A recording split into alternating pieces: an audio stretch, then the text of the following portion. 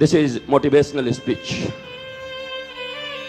बड़े बड़े लोग बैठे हुए, सभी एक से एक मिलेनियर बिलियनियर, बड़े बड़े उद्योगपति, पढ़े लिखे, आईएएस आईपीएस डॉक्टर इंजीनियर, सब बैठे हैं, परेशान सब हैं। टेंशन और डिप्रेशन तो केवल गरीबों के पास रहती नहीं और रिक्शे वाले के पास रहती नहीं, बल्कि उनके पास कम रहती है। ये जितनी भी बीमारियां हैं तो हम लोगों के लिए बनी है, बड़े लोगों के लिए। बड़े लोगों की बड़ी बातें, बीमारी भी बड़ी बड़ी। छोटी बीमारी कैसे होगी, इतने बड़े हम हैं। और उसके बाद हमारे ही शास्त्रों से एक सूत्र लेते हैं, वो जो हिंदुस्तान, भारत और सनातन परंपरा के ऋषियों के शास्त्र नहीं पढ़े, नहीं जानते, वेद वेदांत सिद्धांत शास्त्र मनीषियों के मनीषाओं से जिनका कोई मतलब नहीं, उनके लिए उनके दिए हुए एक सूत्र ही तालियों के कारण बन जाते हैं, क्योंकि उस समय एक टेम्पररी रिलीफ मिल जाती है। ओ माय गॉड, ऐसा करने से ऐसा होगा। वो करता नहीं, आज तक कोई किया नहीं। अभी मुझे कल एक बच्चा बोल रहा था, गुरुजी मोटिवेशनल स्पीच बहुत अच्छा लगता है, 2-3 दिन तक बुखार रहता है, फिर लौट के बुद्धू घर को आए, फिर अपने आइडिया में लौट आते हैं और फिर वही टेंशन, फिर वही डिप्रेशन। भैया आप सिलन लगा रहे हो, आप मल मूत्र के ऊपर में गुलाब की पंखुड़ियां डाल रहे हो।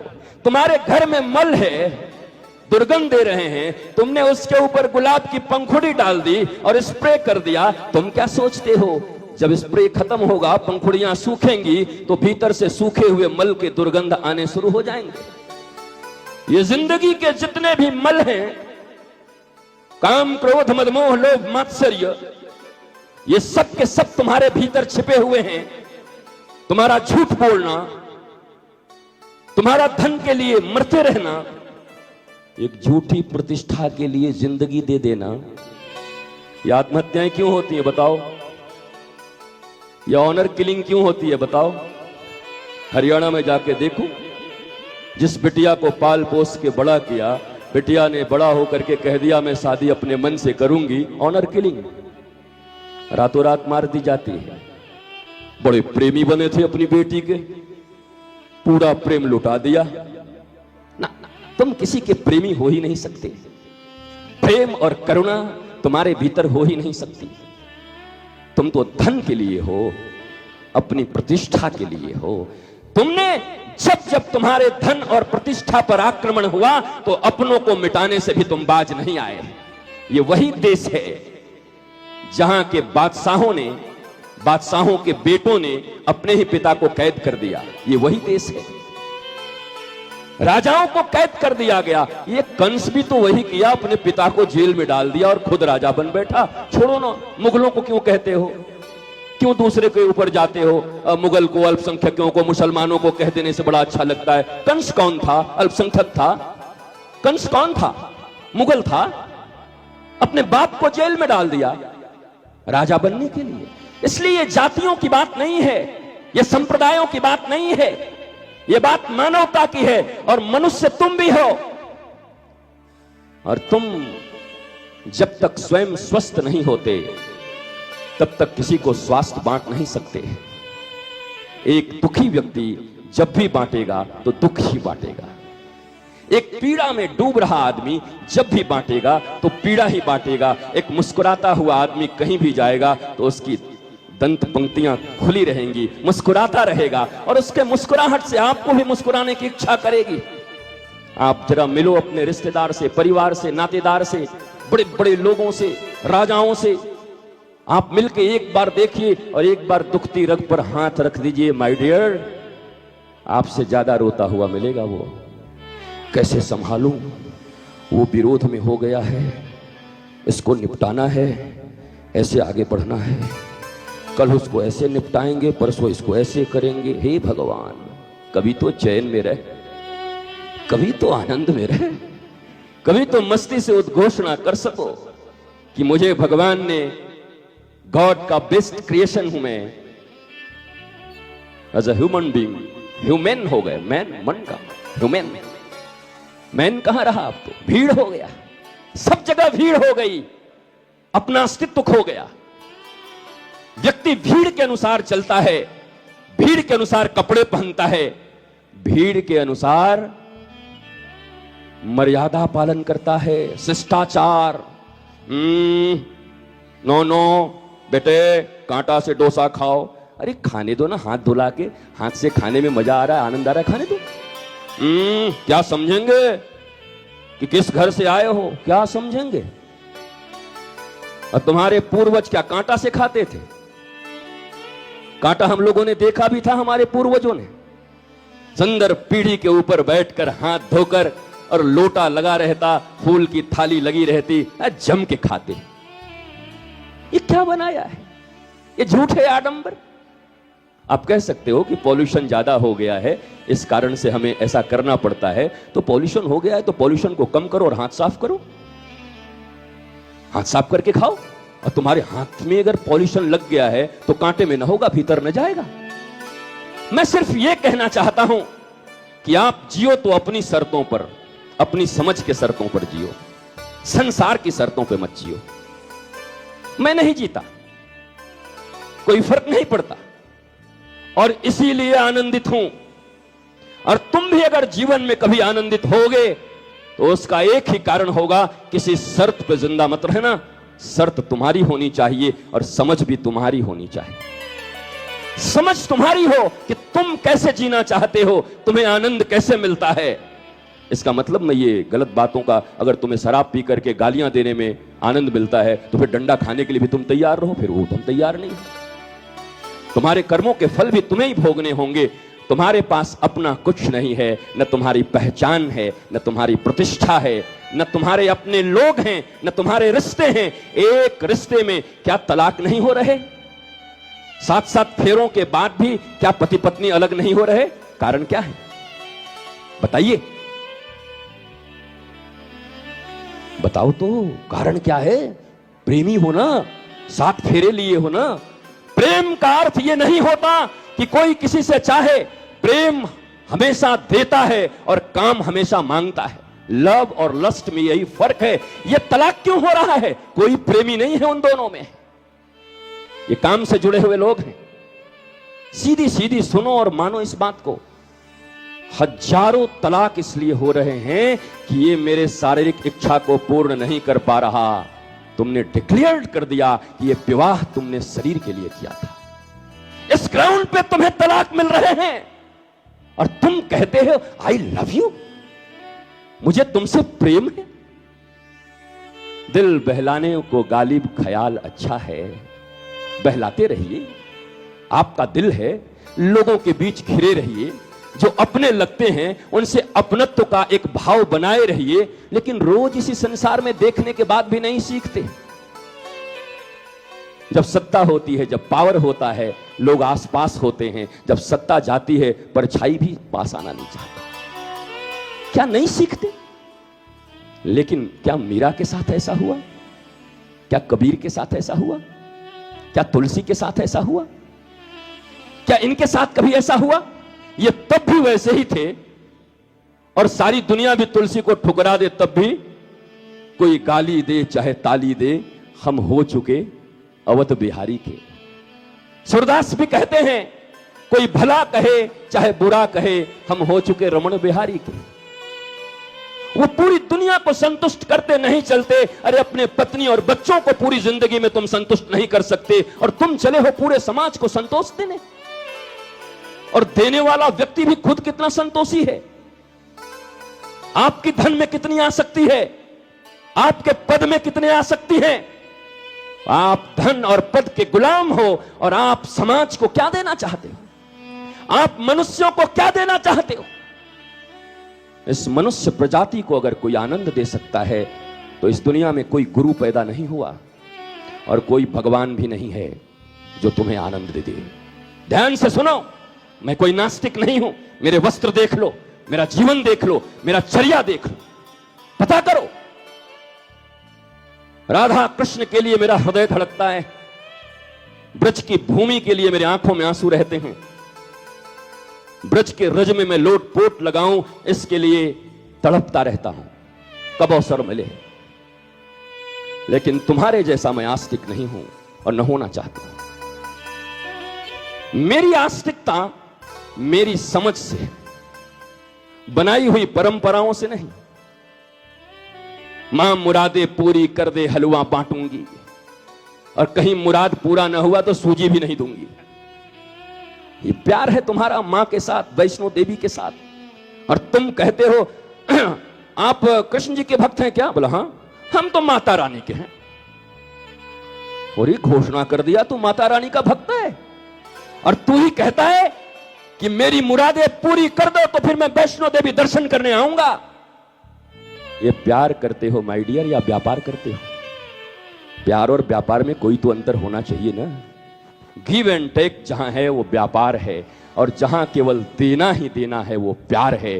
गोपियां केवल कृष्ण को देती ही देती रहती हैं, इसलिए वो प्रेमिनी हैं, प्रेम की ध्वजा हैं। तत्सुखे सुखित्वम, मेरा कोई सुख नहीं कृष्ण, जो तुमको हो पसंद वही बात कहेंगे। तुम दिन को अगर रात कहो तो हे कृष्ण हम रात कहेंगे। ये प्रेमिनी हैं जिनको नारद, ऋभु, अंगिरा, चैवन्य, गालो, विश्वामित्र, बड़े बड़े ऋषि जाकर प्रणाम करते हैं इन गंवार, इन गोपियों को। क्यों? क्या है इनके पास? ये तो कामातुर होकर के भागती हैं कृष्ण के पास, अर्धरात्रि में अपने परिवार को छोड़ के भाग जाती हैं कृष्ण के पास। समाज तो इसे बहुत बुरा मानता है। तुम्हारी पत्नी छोड़ के भाग जाए रात में किसी के पास बंसी बजाते हुए, क्या करोगे तुम? बगले मत देखो, जवाब दो, क्योंकि तुम्हारे भगवान है कृष्ण। जन्माष्टमी के दिन नंद को आनंद भयो जय कन्हैया तुम ही करते हो, और रोज तुम ही भोग लगाते हो, मंदिर बनवाते हो, कहां कहां जाते हो। मैं तुमसे पूछता हूं, इस प्रश्न का जवाब दो। ब्रज की सारी गोपियां भगवान अपिताच रात्रि शरदोत्त फुल्ल मल्लिका भिक्षरंतुम मनश्चक्री योग माया मुपाश्रिता। जब भगवान की इच्छा हुई कि आज मैं रास करूंगा, निशम्य गीतम तदनंग वर्धनम बुलाया। जरा शब्दों पर ध्यान दीजिए, अगर संस्कृत थोड़ा जानते हैं तो आनंद और आ जाएगा, नहीं जानते तो मैं बता दूंगा। तदनंग वर्धनम, अनंग कहते हैं काम को। जब कृष्ण ने बंसी बजाई तो ब्रजवासियों के हृदय के भीतर काम बढ़ गया। कामना, जिसे तुम बुरा मानते हो, काम, डिजायर, लस्ट। क्योंकि भाषण तो लस्ट पे दोगे तो लोग बुरा समझेंगे। ये गोपियों में तो बड़ा लस्ट है भाई, ये गोपियां तो कामातुर हैं। स्वयं सुखदेव, स्वयं व्यास लिखते हैं, कंस ने भय से पा लिया कृष्ण को और गोपियों ने काम से पा लिया।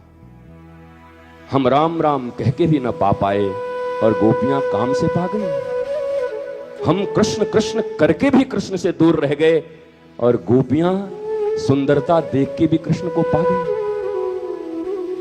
कारण क्या है?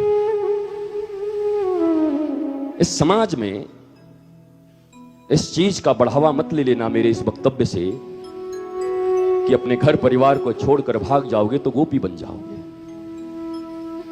क्योंकि तुम जब भी भागोगे तो किसी पुरुष के लिए भागोगे, और गोपियां जब भागी तो पुरुषोत्तम के लिए भागी। पुरुष से पुरुषोत्तम की ओर जाना भक्ति है, पुरुषोत्तम से पुरुष की ओर जाना भक्ति नहीं है। अरे समाज छोड़कर, दुनिया छोड़कर कृष्ण के चरणों में चले जाओ तो कृष्ण उठाकर आलिंगन कर लेंगे, पर कृष्ण को छोड़कर दुनिया के शरण में चल जाओ तो ये दुनिया वाले भी एक दिन लात मारेंगे और कृष्ण की डायरी से तो नाम कटी गया है। इसलिए दुनिया छोड़ी जा सकती है, ये रिश्ते छोड़े जा सकते हैं, ये बेईमानियां छोड़ी जा सकती है, पर कृष्ण नहीं छोड़ा जा सकता। जगत से जगदीश बड़ा है। Creation is greater than creator, no, creator is greater than creation. जिसने बनाया है वो बड़ा है। और इसीलिए जो महापुरुष होते हैं वो भी आप ही की तरह होते हैं, आप ही के बीच के होते हैं, किसी मैया के पेट से आते हैं, कोई उनके भी पिता होते हैं। सभी किसी समाज में, कोई कहीं पैदा हुआ, कोई उत्तर प्रदेश में, कोई कहीं, कोई कहीं, कोई कहीं, अपने आसपास के, पर उनके भीतर एक कला होती है। महापुरुषों के भीतर वो कला क्या है? तुम योग से भोग की ओर जाना चाहते हो। तुम योग क्यों करना चाहते हो? रामदेव बाबा का योग क्यों करते हो आप लोग? शरीर स्वस्थ हो, थोड़े ज्यादा दिन जियो, इसके लिए ना। पर ये कर क्या रहे हो जी के? इतने ही साल जी के तो इतना अनाचार फैला दिए हो, 5 साल और जियोगे तो क्या करोगे? क्या करना चाहते हो इस लाइफ से तुम ज्यादा 5 साल और लेकर? तुम जो जो चीजें भी बांट रहे हो इस संसार को, वही बांटोगे ना? हिंसा बांट रहे हो, ईर्ष्या बांट रहे हो, तकलीफें बांट रहे हो? नहीं, मैं ऐसा नहीं करता। क्यों? आप समाज से बाहर हो क्या? आपके संतानों में ये सब दुर्भावनाएं नहीं है क्या? आपके संतान मदालसा होके आए हैं क्या? आपके संतान मीरा होके आई है क्या? आपके संतान प्रहलाद होके आई है क्या? आपके संतान ध्रुव होके आई है? कौन है आपके संतान? कौन है? अन्नू मन्नू बिल्लू पप्पू कल्लू कौन है? सीमा बबीता कविता कौन है? ये किसे जन्म दिए? तुमने क्या दिया उनको? तुम्हारे भीतर जो लोभ थे वो लोभ ट्रांसफर कर दिया, तुम्हारे भीतर जो क्रोध थे वो क्रोध ट्रांसफर कर दिया। तुम जैसे बैलों की तरह नौकरी करके जीते रहे और सिखा दिया जीवन को कि मन को मार मार के भी रुपए के लिए कुछ करना चाहिए, वही तुमने सिखा दिया। और तुम कहते हो तुम मेरे बेटे हो, और तुमसे बड़ा शत्रु कोई हो नहीं सकता। प्रहलाद ने इसीलिए कह दिया माता शत्रु पिता बैरी, ये नो बाल पार्टी थी। वो माता और वो पिता सबसे बड़े शत्रु हैं जिसने अपने बच्चे को ब्रह्म विद्या नहीं दिया। ये जीविका की विद्या देने वाले तुम बहुत बड़े नहीं हो गए। क्या तुमने जीवन की विद्या दी? क्या तुमने कृष्ण पकड़ाया? क्या तुमने राम की शरण में उनका प्रीति लगाया? क्या प्रहलाद और ध्रुव से उन्हें कुछ सीखने की तुमने प्रेरणा दी? जब ध्रुव की विमाता सौतीली मां हाथ पकड़ के और बाहर कर देती है ध्रुव को, और ध्रुव रोता हुआ जाता है अपनी मां के पास, मेरी मां ने, मेरी सौतीली मां ने मेरा बहुत बेइज्जती किया, मैं क्षत्रिय पुत्र हूं, मैं आग लगा दूंगा। क्षत्रिय पुत्र था। क्षत्रिय का अर्थ होता है, सीख लो, जो दूसरों की पीड़ा, दूसरों के दुख को देखकर उसकी सहायता के लिए छत्र बन के खड़ा हो जाए, उसे क्षत्रिय कहते हैं। ये शास्त्रीय जगह, शास्त्र जानते हो तो समझ लेना क्षत्रिय किसको कहते हैं। जो दूसरों की पीड़ा, दूसरों के भीतर जो तकलीफें हैं उन्हें देखकर और छाता की तरह खड़ा हो जाए, मैं हूं, आप चिंता मत करिए, वो क्षत्रिय है। वैसे सबका विवेचना कर दूंगा, लेकिन मैं यहां वर्ण व्यवस्था नहीं बताने आया, न मैं जाति व्यवस्था बताने आया हूं। तो ऐसे ही देश परेशान है वर्ण और जाति से, पता ही नहीं चल रहा है कौन किस जाति का, कौन किस वर्ण का।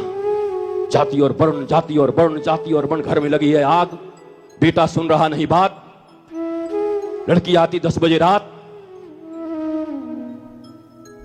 एक भी सुंदर नहीं हुई हमारी प्रभात, और फिर भी हम पड़े हुए हैं धर्म और जात, वर्ण और जात, पता नहीं क्या है। वैसे धर्म की परिभाषा आप सीख लीजिए अगर आप धार्मिक लोग हैं। बीइंग एंड बिकमिंग, स्वयं बचना, स्वयं को बढ़ाना, लोगों को बचाना और लोगों को बढ़ाना, इसके सिवा कोई धर्म नहीं होता। बाकी पंथ होते हैं, मजहब होता है। हमने तो धर्म की परिभाषा भी बदल दी है। और मजे की बात यह है कि हमने आइडियल किसको बनाया है संसार में आज? हमारे आइडियल कौन कौन है? मैं तुमसे अभी कहूं 50 मुझे महापुरुषों का नाम लिख के दो, 50, घबरा जाओगे, और दोगे भी तो असलियत तुम्हारी सामने आ जाएगी कि किसको किसको तुम महापुरुष मानते हो। वो जो धनवान है वो महापुरुष है तुम्हारे लिए, वो जो पद पर बैठे हैं वो तुम्हारे लिए महापुरुष है। महापुरुष का और एक पूर्ण मनुष्य का परिभाषा ही ये राष्ट्र नहीं जानता। हमने ग्लैमर परोसा है इस भारतवर्ष में, और पूरी दुनिया ग्लैमर में जी रही है। हमारा भारतवर्ष भी उसी में डूब गया, पाश्चात्य संस्कृति आ गई। हम बच्चों को, बच्चियों को प्रातः से लेकर रात्रि तक क्या देते हैं, वो वही तो बनेंगे जो हम देते हैं।